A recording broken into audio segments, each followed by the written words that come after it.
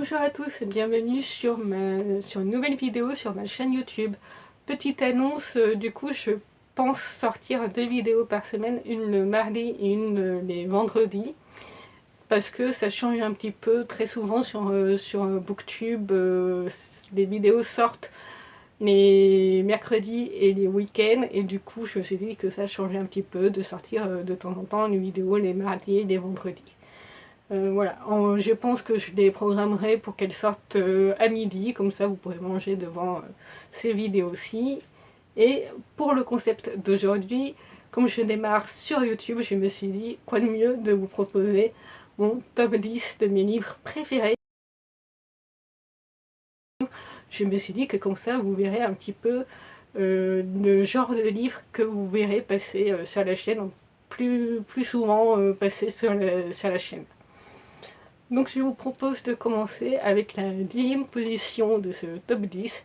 Il s'agit de Ancre, la trilogie de Cornelia Funk, qui très vite a su dépasser Harry Potter et Narnia dans mon cœur, qui est une saga fantasy assez originale. En tout cas pour l'époque c'était assez original. Même maintenant je crois qu'il n'y a pas trop de séries qui s'en rapprochent. En fait on suit un père de famille qui essaye désespérément de trouver un livre qui a totalement disparu de la surface de la Terre, puisqu'il s'est découvert il y a très longtemps, quand sa fille était encore bébé, le pouvoir de sortir les personnages des livres qu'il lit à voix haute. Et il y a très longtemps, en lisant un des livres, enfin le livre qu'il cherche désespérément, 3 personnages en sont sortis, sauf que malheureusement, quand des personnages sortent des livres, une personne proche de l'entourage du lecteur rentre dans l'univers de ce livre-ci. Et donc il y a des années, c'est comme ça qu'il a malheureusement perdu sa femme, et qu'il cherche désespérément le livre qu'il a lu, sachant que dans les 3 personnages qui est sorti de ce livre-ci, il y a eu le héros de cet univers qu'il a lu et 2 antagonistes qui ont tout fait pour se débarrasser des exemplaires des livres, justement au cas où ils n'en trouveraient un pour les renvoyer dans leur univers. Et de fil en aiguille, sa fille va finir par découvrir la vérité, puisque ça l'a toujours travaillé de pourquoi il ne restait jamais au même endroit très longtemps, pourquoi il bougeait autant, et elle va se découvrir elle-même la même capacité que son père. Donc voilà, ça peut-être se rapprocher à La Passeuse de mots, si vous connaissez, si vous aimez La Passeuse de mots, peut se rapprocher un peu. C'est, je pense, totalement différent. Je dis je pense parce que j'ai pas encore lu La Passeuse de mots, même si j'aimerais beaucoup. Et c'est vraiment très bien écrit pour de la jeunesse, je trouve. C'est un style d'écriture qui se démarque beaucoup. Et voilà, c'est pour ça que c'est le livre qui se trouve à la 10e position et ma lecture la plus marquante durant mon adolescence, on va dire, mon début adolescence. Ensuite, passons à la 9e position avec Le Parfum. Vous pouvez être surpris de sa place dans ce top 10 puisque ça change totalement de ma zone de confort habituelle de lecture, et par rapport aux autres livres qui se trouvent dans ce top 10, il y a donc 2 livres qui pourraient vous surprendre, Le Parfum et un autre qui va arriver un peu plus tard. Pourquoi Le Parfum pour Grenouille quand même, qui est un personnage très marquant, très malaisant. Quand on lit le livre, on peut difficilement oublier ce personnage, toute l'ambiance qu'il y a autour de lui, tout ce qui fait que ce livre est marquant, et la psychologie derrière ce personnage aussi, pourquoi il évolue comme ça, et la façon dont il termine d'ailleurs aussi, qui veut dire beaucoup de choses finalement. Donc c'est un des rares livres contemporains, on peut dire, qui m'a vraiment marqué à ce point et qui fait qu'il se retrouve dans ce top 10. Et ensuite, à la 8e position, on a La Maison au milieu de la mer sérunienne. Et oui, on change totalement de sujet, de thème, de genre, puisque déjà c'est un livre très récent qui est sorti il n'y a pas si longtemps que ça. Et on évolue dans un milieu fantastique avec c'est l'écriture de T.J. Klune qui est aussi pour le coup assez particulière. Je pense que franchement dans les auteurs qui sont dans mon top 10, c'est que des auteurs qui ont un style d'écriture qui se démarque vraiment et qui je trouve peuvent se reconnaître très facilement. Si on lit un livre d'eux, qu'on ne sait pas forcément que c'est écrit par eux, je pense qu'on peut reconnaître vraiment tous les styles d'auteurs de tous les écrivains qui sont classés dans ce top 10. Et T.J. Klune en fait partie, bien sûr. C'est un auteur dont j'aime beaucoup l'univers. C'est toujours une atmosphère très Tim Burton, un petit peu. Je pense que pour La Maison au milieu de la mer cérulienne, bon, je pense pas avoir vraiment besoin de le présenter plus pour Booktube, mais pour ceux qui débarquent dans cet univers-ci, ça peut se rapprocher de Miss Peregrine et les enfants particuliers un petit peu. Et encore, j'ai pas vraiment accroché à Miss Peregrine, contrairement à La Maison au milieu de la mer cérulienne. Mais c'est un peu cette même ambiance d'enfants très étranges, uniques, et qui sont un peu rejetés des autres, et du coup qui vivent reclus dans une sorte de manoir. Enfin, là c'est un orphelinat qui est tenu secret et puis qui est très surveillé par le gouvernement parce que c'est des enfants, comme je le disais, très particuliers, qui ont tous des dons uniques et qui peuvent même se révéler dangereux pour les autres et aussi pour leur sécurité à eux, pour éviter qu'ils se retrouvent mêlés aux humains normaux. Voilà. Et voilà, c'est toute cette ambiance-là que j'aime beaucoup et qui sont reconnaissables très facilement. Là, j'ai dans ma pile à lire, et c'est une de mes prochaines lectures. Dès que j'ai terminé ma lecture en cours, je vais lire pas son dernier, parce qu'il en a sorti un très récemment, La Maison qui chuchote. Je vais le lire dès que je termine ma lecture en cours, parce que j'ai vraiment envie de retrouver l'univers de T.J. Klune. Ensuite, en 7ème position, c'est donc l'autre roman un peu particulier qui se retrouve dans ce top 10, L'étranger de Camus. C'est pourquoi je disais qu'il y a un petit point commun avec Le Parfum, c'est que les deux personnages principaux de ces romans sont très malaisants et pourtant on apprécie de les découvrir quand même à travers leurs romans respectifs, parce qu'ils sont hyper intéressants à suivre, et puis on a envie de savoir leur fin, on a envie de savoir comment ils vont évoluer, est-ce que finalement ils vont réussir à trouver un sens à leur existence, même si c'est une vie très particulière qu'ils ont. Et c'est pour ça que ce sont des lectures marquantes pour moi et qui sont dans ce top 10 là, parce que j'ai jamais pu oublier cette lecture que j'ai fait de L'étranger de Camus. Et du coup, je passe à la 6ème position, Sorcery of Thorn. Est-ce que j'ai vraiment besoin de présenter Sorcery of Thorn? Je ne pense pas. Pour vous, en tout cas, qui avez l'habitude de Booktube, c'est une série très populaire qui m'a émue moi aussi, pour le coup. J'ai pas forcément l'habitude de suivre les livres comme ça, ultra médiatisés, ultra populaires, qui passent partout sur les réseaux sociaux. Mais par contre, Sorcery of Thorn, ça l'a fait à 100%. Et j'ai le même amour pour Margaret Rogerson et tous ces autres livres qu'elle a écrits. À chaque fois, je me retrouve vraiment plongée dans ces univers.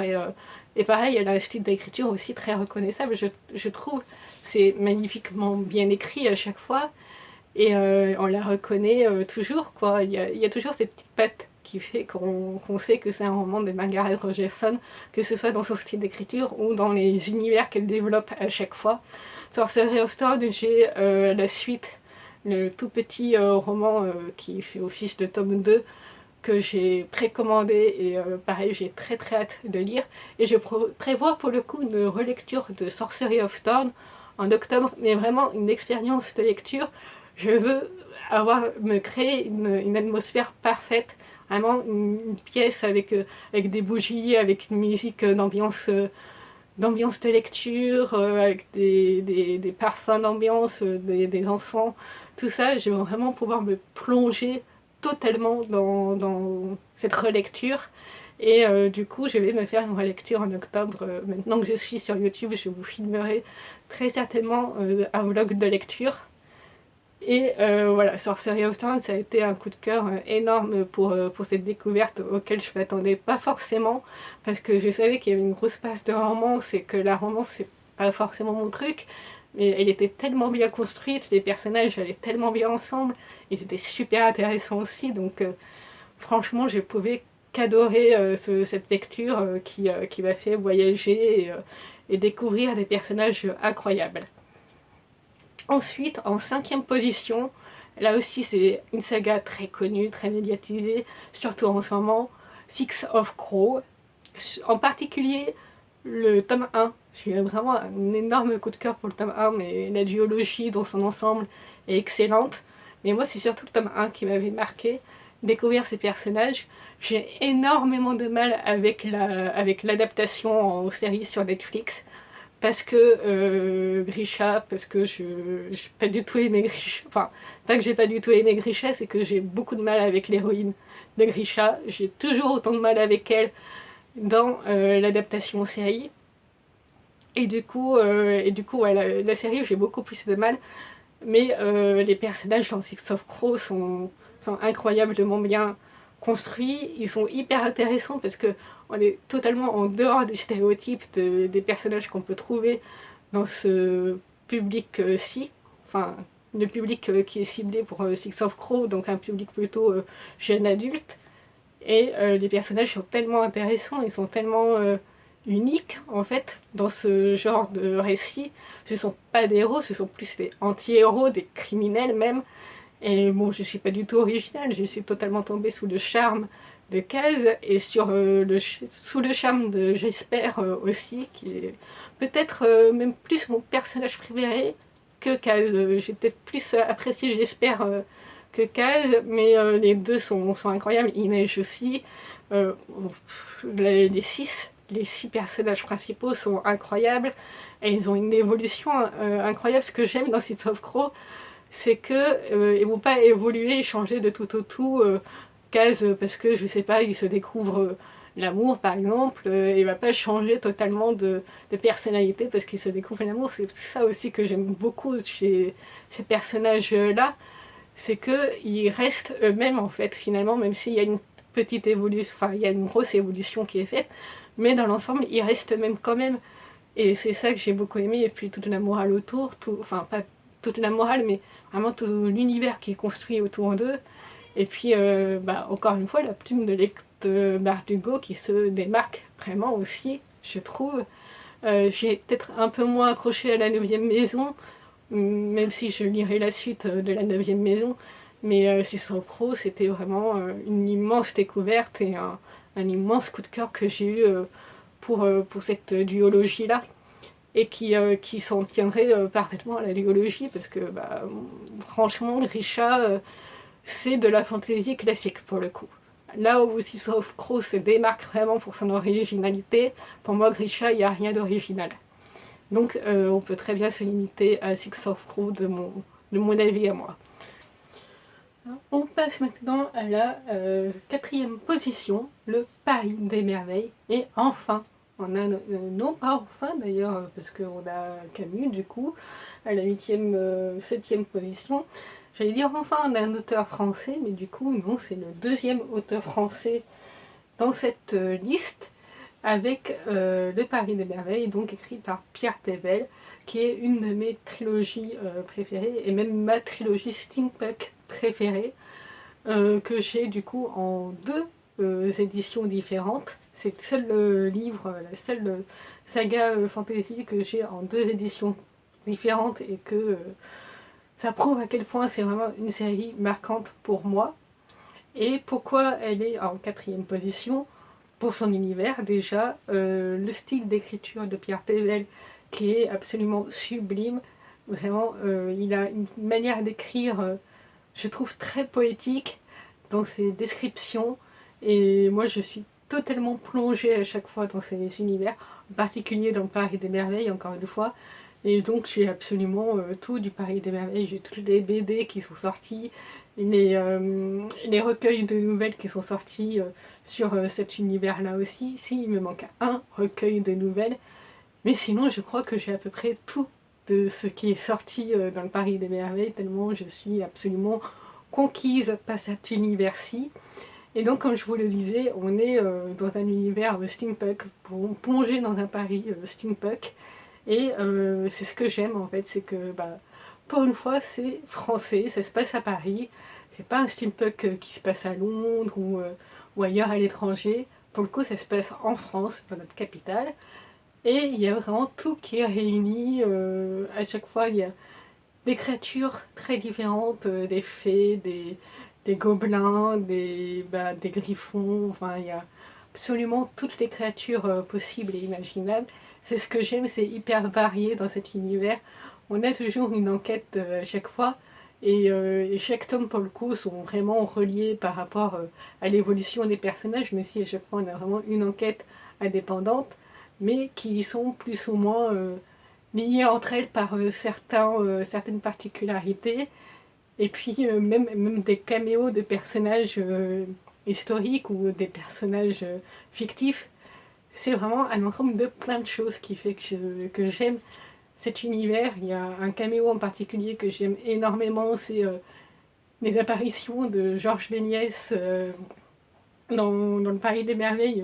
Chaque fois qu'il apparaît, je sais pas, je trouve que c'est vraiment une idée de génie d'avoir mélangé des personnes qui ont réellement existé à des personnages totalement fictifs. À un moment donné, on a Arsène Lupin qui apparaît, on a Georges Méliès, on a Alexandre Dumas, on a voilà, plein de choses, plein de personnes et de personnalités très différentes qui évoluent avec les personnages créés de toutes pièces par Pierre Pével. Et je pense que c'est quand même une saga steampunk assez connue, malgré tout. Je sais qu'il y avait même eu un parcours touristique qui a été fait quand même à Paris, suivant les traces du Paris des Merveilles. Vous savez, comme ils font des fois pour suivre les traces du tournage de Outlander ou les traces des tournages Harry Potter, tout ça. Et ben, ils ont fait ça, mais pour le Paris des Merveilles à Paris. Donc ça prouve quand même que l'univers a une certaine réputation quand même, a une certaine notoriété, et je comprends totalement. En fait, je me dis, pourquoi est-ce qu'il n'y a pas déjà eu même TF1 ou France 2 ou même Canal+, ou même Netflix d'ailleurs, Netflix France, pourrait carrément se lancer dans une adaptation. J'aimerais tellement que Netflix fasse une adaptation du Paris des Merveilles. Moi, chaque fois que je lis cette trilogie-là, je visualise vraiment la série qui se fait dans ma tête. Je pense que c'est plus un format un récit qui est fait pour une série que pour un film. Mais ouais, j'aimerais tellement qu'il y ait une adaptation qui se fasse autour du Palais des Merveilles. Il y a déjà tellement de choses qui se développent autour, donc les BD, les recueils de nouvelles, tout ça. Je dis pourquoi pas une série télé, hein. Écoutez, pour moi, ça me paraît quand même être une série française assez connue dans la communauté de lecteurs. Et donc en troisième position, il y a le tome 4 des Annales du Disque Monde, Mortimer. Pourquoi est-ce qu'il est là? Pour le personnage de Mortimer et l'importance qu'a la mort dans ce tome-ci, la mort étant le seul personnage qui apparaît dans tous les tomes des Annales du Disque Monde. Et elle a vraiment une importance. Alors après, j'ai lu que les 4 premiers tomes, mais je peux pas dire pour la suite parce que je les lis vraiment par ordre chronologique de sortie. Pour le coup, je sais que c'est une série, vous pouvez les lire indépendamment les uns des autres. Certains d'entre eux se croisent plus que d'autres, mais dans l'ensemble, vous pouvez les lire indépendamment les uns des autres. Moi, je préfère les lire dans l'ordre, je veux tous les lire. Et Mortimer est pour le moment celui que j'ai préféré découvrir pour tous les messages qu'il fait passer. Terry Pratchett, c'est un auteur qui fait passer beaucoup de messages dans ses livres et qui, pareil, a un style d'écriture reconnaissable entre mille. Pour ceux qui ne connaissent pas les Annales du Disque Monde, c'est vraiment considéré comme un classique de la fantasy. C'est même pour résumer, même pas résumer, pour dire très grossièrement, certains diront que c'est de la comédie, de la parodie de fantasy. Et oui, dans un sens, mais ce serait tellement bête de se contenter de dire que c'est de la parodie de la fantasy, parce que c'est tellement plus que ça. Terry Pratchett, il fait passer énormément de messages, il fait passer énormément de sujets, de thématiques qui lui sont chers en plus. C'est un auteur qui était clairement en avance sur son temps. C'est les Annales du Disque Monde, ils ont été écrits dans les années 80-90 par là. Et il parlait déjà de sujets comme par exemple la transidentité. Oser parler de la transidentité dans une série comme ça, tout public à cette époque-là, c'est quand même osé quoi. Alors j'y suis pas encore arrivée, mais je sais qu'il y a un personnage qui aborde cette notion de transidentité dans un des tomes ou plusieurs tomes des Annales du Disque Monde, j'y suis pas encore, mais je sais que c'est abordé. Et puis plein de sujets, bah, là dans Mortimer c'est très philosophique, ça fait beaucoup réfléchir. C'est impossible, c'est le genre de lecture, vous savez, c'est impossible de terminer le livre et de ne pas y penser après et d'enchaîner avec autre chose. Pour moi, c'est impossible. Tellement il y a de choses qui font réfléchir, on est obligé d'y penser après la lecture.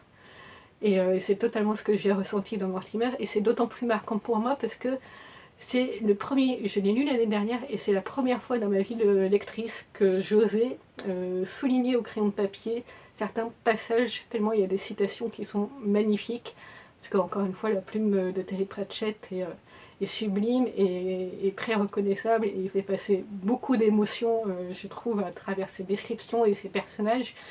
Et pour la première fois de ma vie, j'ai osé souligner certains passages au crayon de papier et annoter un livre que je possède, ce que je n'aurais jamais fait auparavant. Pour moi, c'était un crime d'oser écrire dans un livre, en fait.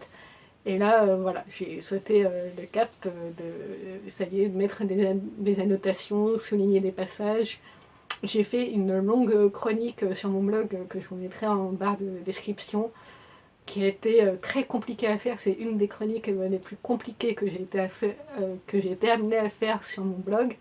Tellement ça a été un coup de cœur indescriptible, et du coup bah, j'avais du mal à trouver les mots pour en faire un avis constructible, quoi, enfin lisable, compréhensible. Donc voilà, c'est vraiment pour le coup une lecture très marquante, et s'il n'y avait pas eu les deux premiers, il aurait pu se retrouver à la première place, mais en deuxième position, on a Sherlock Holmes. Je réunis tous les Sherlock Holmes de Conan Doyle. J'en reste à Conan Doyle parce que sinon, bah, après, on passe sur les réécritures, sur les adaptations. Et oui, je classe tous les romans de Sherlock Holmes que j'ai lus. Alors, j'ai pas lu tous les romans. J'ai lu Le Chien des Baskerville et Une étude en rouge et Le Signe des Quatre. Il n'y a que Le Dernier Problème que j'ai pas encore lu. Pareil dans les nouvelles, j'ai le gros recueil de nouvelles publié par Omnibus que j'ai également, et j'ai pour projet de lire les nouvelles par ordre chronologique des aventures de Sherlock Holmes cet été. J'espère que je vais avoir le temps de les lire cet été, j'aimerais beaucoup. Parce qu'en tant que grande fan, oui, je n'ai toujours pas tout lu, les nouvelles de Sherlock Holmes. Donc c'est un projet que j'ai pour cet été, et qui reste quand même à la deuxième position, parce que bah, c'est... Encore une fois, alors là c'est plus particulier parce que même si le style de Conan Doyle est très reconnaissable, il y a quand même un côté très ancien dans son écriture. Alors tout dépend des éditions que vous aurez. Il y a des éditions qui ont été réadaptées pour un public plus jeune et du coup un peu moins lourd dans le style d'écriture. Et certains, ça pourrait très certainement coincer certains d'entre vous, ce style un peu vieillot. Mais moi, c'est ce qui fait tout le charme du style, de l'univers de Sherlock Holmes dans les romans de Conan Doyle. C'est vraiment toute cette ambiance-là, l'ancienne, qui fait que ça m'a marqué pour moi. Et puis parce que ça reste quand même le personnage de fiction le plus connu dans le monde, le personnage de fiction qui a été le plus adapté aussi dans le monde, ça il faut bien le souligner quand même, et c'est le personnage qui a connu le plus d'adaptations dans le monde, que ce soit en série, en film, ce que vous voulez, en jeu de vidéo, en jeu de société, ce que vous voulez, ça reste le personnage le plus adapté au monde. et que tout le monde connaît, et voilà, c'est pas pour rien qu'il est à la deuxième position. Moi je suis tellement fan, pas que de Sherlock Holmes, mais de tout l'univers qui est autour, de Watson, d'Irene Adler, et de Mycroft, de Moriarty, surtout Moriarty. J'adore ce méchant, enfin analyser la psychologie de ce méchant et surtout son évolution. Il apparaît peu finalement dans les Sherlock Holmes, de ce que je sais, mais c'est tous des personnages que même si vous n'avez jamais lu les Sherlock Holmes, vous les connaissez de nom, quoi. Donc ouais, c'est pour ça que ça m'a autant marqué cette découverte-là, et aussi par rapport à mon avis personnel, Sherlock Holmes m'a marqué pour ce qu'il est dans les livres. Il est beaucoup moins sympathique que dans les adaptations qu'on lui connaît, et du coup c'était marquant. C'était marquant, et c'était renversant aussi d'apprendre à redécouvrir le personnage, mais sous son originalité en fait. Voilà, et du coup, le personnage de Sherlock Holmes a une place très chère dans mon cœur, parce que c'est aussi lui qui m'a donné mon amour pour les romans policiers que j'ai maintenant, et qui a inspiré énormément de mes projets d'écriture, énormément de mes personnages.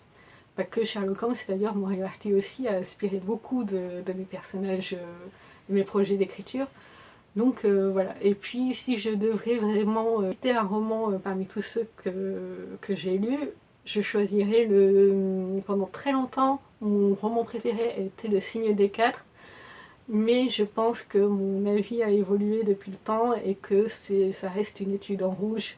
Si je devais citer un roman parmi tous ceux que j'ai lus, enfin du coup les trois que j'ai lus de Sherlock Holmes, mon préféré, je pense que c'est Une étude en rouge, parce que c'est la rencontre, c'est le début, la rencontre avec John Watson, et puis voilà, on découvre tous les personnages. Donc voilà, Sherlock Holmes en deuxième position pour l'ensemble des écrits de Conan Doyle. Et enfin, en première position, il s'agit de Pug le magicien, que j'ai personnellement en édition faux cuir relié de Brajlon. Oui, c'est ma saga fantasy préférée. Les personnages ont une évolution incroyable. Pug lui-même, le héros, il a une évolution dingue. C'est très certainement le personnage le plus qui a des pouvoirs les plus puissants pour moi. C'est Pug qui a les pouvoirs les plus puissants pour moi. De tout ce que j'ai pu lire en littérature, de tous les magiciens, de tous les sorciers que j'ai pu découvrir, le plus puissant pour moi c'est Pug. Et parce que tout simplement, en fait, il évolue entre deux mondes différents. En fait, si vous aimez la fantasy, vous allez adorer. Alors par contre, c'est une intrigue très complexe, c'est un monde très dense. Si vous aimez tout ce qui est complot politique, et surtout les personnages qui évoluent, mais de tout par rapport au début quand on les rencontre, c'est foncé lire cette saga. Et Pug en fait c'est le héros, et qui commence c'est juste un personnage lambda en fait, qui évolue dans son village, et le jour de l'appel, il y a un jour dans son royaume qui s'appelle l'appel pour tous ceux qui deviennent majeurs. Ils auront la possibilité de se faire choisir par un maître pour devenir leur apprenti, et apprendre un métier qu'ils exerceront plus tard. Sauf que le jour de l'appel, Pug est le seul à ne pas être appelé par un maître, et le magicien de la cour, qui n'avait pas choisi d'apprenti depuis des années, choisit de prendre Pug. Et Peg va apprendre la magie avec son maître magicien.